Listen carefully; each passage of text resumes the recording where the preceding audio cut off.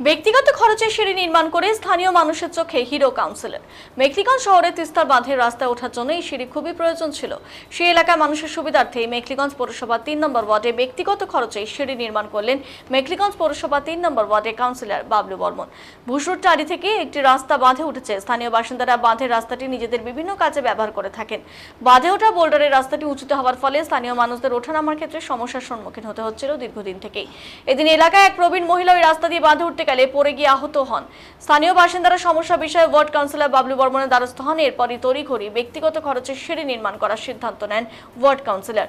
কাউন্সিলরের সিদ্ধান্তে খুশি উক্ত এলাকার বাসিন্দারা। তারা অভিনন্দন জানিয়েছেন কাউন্সিলরকে। আমাদের সুবিধার জন্য করছে যাবে কাজটা ভালো করে করবেন। এই ধাপটা যে হচ্ছে সেটা একটা বয়স্ক লোক ওঠার জন্য, একটা নামার জন্য, একজন সুবিধা দেখলে চলবে। পৌরসভায় টাকা আছে, কিন্তু এটা স্কিম বানাতে তৈরি করতে অনেক সময় সাপেক্ষের ব্যাপার আছে।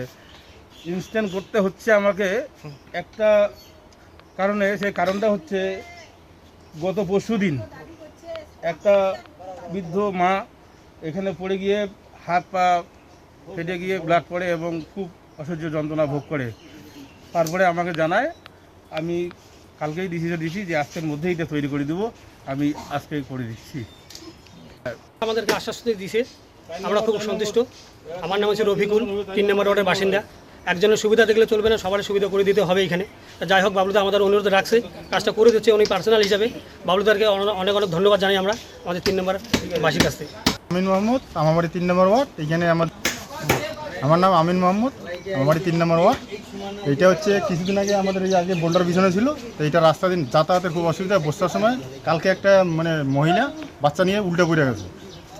তাকে সাথে সাথে হসপিটাল নিয়ে যাওয়ার পরে আমরা কাউন্সিলরকে জানাই। কাউন্সিলরের উদ্যোগে নিজের পয়সায় এইটা করে দিচ্ছে আমাদের। আমিন মোহাম্মদ, আমার বাড়ি 3 নম্বর ওয়ার্ড।